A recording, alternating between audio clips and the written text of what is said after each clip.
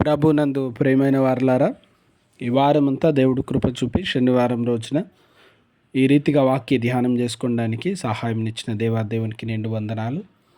వాక్యంలో పాల్పొందడానికి సిద్ధపడిన మీ అందరికీ కూడా ఆహ్వానం తెలియజేస్తున్నాను. ప్రార్థన చేసుకుందాం. కనికరం గల ప్రభువ, ఈ ఉదయం వాక్యం ద్వారా మాతో మాట్లాడమని యేసు ప్రభుల వారి దివ్యనామం అడిగి వేడుకుంటున్నాం తండ్రి, ఆమేన్. ప్రియమైన వారలారా, తిమోతికి రాయబడిన మొదటి పత్రిక 6వ అధ్యాయం 10వ వచనంలో ధనాపేక్ష గురించినటువంటి మాట దేవుని వాక్యంలో చూస్తూ ఉన్నాం. ధనాపేక్ష సమస్తమైన కీడులకు మూలము అని దేవుని వాక్యం తెలియజేస్తుంది. ధనాపేక్ష, ధనము పట్ల ఆపేక్ష, కోరిక, ఆశ. ఇంగ్లీష్ బైబిల్లో అయితే లవ్ అనే ఉంది. Love for money. ధనవంతులగుటకు ఆపేక్షించువారు, ధనాన్ని ప్రేమించేటువంటి వారు కీడుల్లో, అనేకమైన కీడుల్లో, సమస్యల్లో పడతారని దేవుని వాక్యం తెలియజేస్తుంది. అయ్యా, ఆ రీతిగా అయితే మేము ధనాన్ని కోరుకోకూడదా అని అంటారు. ధనము మన జీవితాల్లో కష్టపడితే వచ్చేటువంటిది, శ్రమించితే వచ్చేటువంటిది. కనుక శ్రమించితే, కష్టించితే వచ్చిన దాని పట్ల గౌరవం ఉండాలి, కానీ దాన్ని ప్రేమించకూడదు. ఎందుకంటే అది కూడా వస్తువే. దేవుని వాక్యం తెలియజేస్తూ ఉంది. దేవుడు మాత్రమే ప్రేమనిస్తారు, దేవుడు మాత్రమే ఆదరణ ఇస్తారు, దేవుడు మాత్రమే హృదయాల్లో నెమ్మదిని, లోకం ఇవ్వలేని శాంతిని, సమాధానాన్ని ఇస్తారు.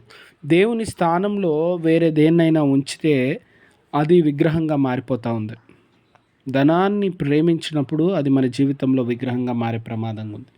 దాని పట్ల గౌరవం, దాని పట్ల సేవాభావం, దాని పట్ల వేరే విధమైనటువంటి ఆలోచనలు వస్తే ప్రమాదం. కనుక ధనాపేక్ష గురించి మనం ఆలోచిస్తుండగా ధనాపేక్ష వల్ల జరిగేటువంటి ప్రమాదం గురించి కూడా ఆలోచన చేయాలి. మనం ధనాపేక్ష వల్ల కలిగేటువంటి ప్రమాదం గురించి ఆలోచన చేయాలి. అనేకులు మనుషుల కన్నా ధనానికి విలువిస్తున్నారు.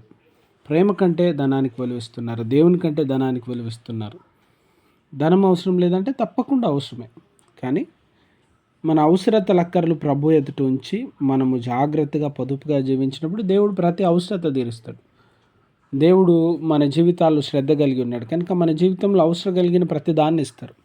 ఇస్సాకు జీవితాన్ని చూడండి. అతడు ప్రతి కాలమందు విత్తుచు, పంట కోయచు, క్రమక్రమంగా ఎదిగి దీవించి ఆశీర్వదించబడ్డాడు. అబ్రహాము ఆశీర్వదించబడ్డవాడు, యోబు ఆశీర్వదించబడ్డవాడు, యాకోబు, ఏశావులు ఆశీర్వదించబడినవారు. వీరంతా వారి జీవితంలో సమృద్ధిని చూసినారు, దీవెనలను చూసినారు, కానీ వీరెవ్వరు కూడా ధనాన్ని ప్రేమించలేదు. చూడండి, వీరంతా ప్రభువును ప్రేమించినారు.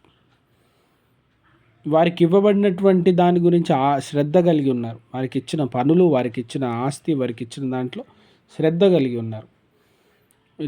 జాగ్రత్తగా ఖర్చు పెట్టినారు, జాగ్రత్తగా ఆలోచన చేసినారు.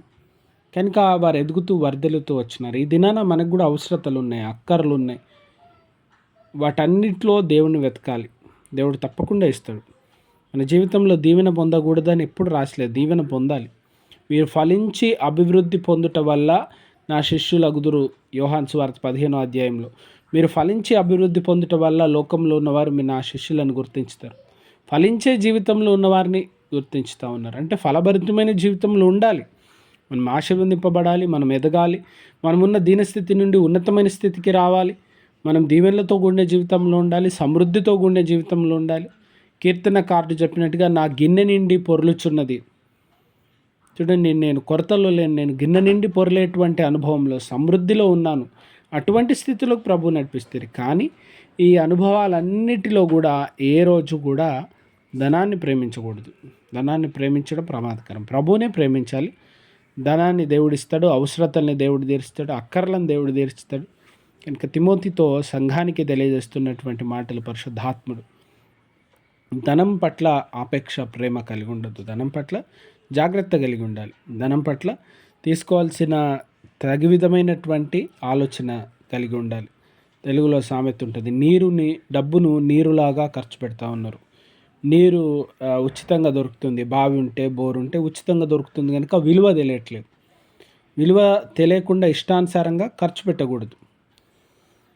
ఐగుప్తు దేశంలో 7 సంవత్సరాలు గొప్ప సమృద్ధి కలిగినటువంటి పంట. ఎందుకు ఆ పంట కలిగింది? యోసేపు మాత్రం తెలియజేయగలడు. తర్వాత కరువుతో కూడిన దినములు ఉన్నాయి కనుక పొదుపుగా జాగ్రత్తగా వాడుకో. ఎందుకంటే ముందు నువ్వు ఎంత పొదుపుగా జాగ్రత్త వాడుకున్నా ఇది కూడా సరిపోని పరిస్థితి ఏర్పడుతుంది. కనుక ఈ దినాన ఒకవేళ కొంత ధనము సమృద్ధి మనకుంటే విస్తారంగా విచ్చలవిడిగా దాన్ని పాడు చేయడానికి కాదు, కానీ జాగ్రత్తగా వాడుకొని ముందు అవసరతలు అక్కర్ల కొరకు ప్రభు ప్రణాళిక ఉంచినాడని వాటి పట్ల శ్రద్ధతో జాగ్రత్తగా ముందుకు వెళ్ళాలి. కానీ ధనాన్ని ప్రేమించితే సమస్తమైనటువంటి సమస్యల్లో మనిషి పడిపోతాడంట. కనుక ధనాన్ని కాక ప్రభువుని ప్రేమించాలి, తోటివారిని కుటుంబాన్ని ప్రేమించాలి. దేవుని దీవెనలతో ఆశీర్వాదములతో ముందుకు సాగిపోయే కృప దేవుడు కలుగజేయను గాక. ప్రార్థించుకుందాం. కనికరం గల ప్రభువా, ఈ వారమంతా నాయన ధ్యానాల్లో తోడుగా ఉండి బలపరిచి నడిపిస్తున్నందుకు వందనాలు. రానున్న దినాల్లో నీ కృపాని సహాయం దయచేయమని, మా అందరినీ బలపరచమని, మేళ్లతో దీవెనలతో తృప్తిపరచమని మా ప్రభు రక్షకుడైన యేసు నామమున అడిగి వేడుకుంటున్నాం తండ్రి. Amen. God bless you all. దేవుడు మిమ్మలను దీవించి ఆశీర్వదించును గాక.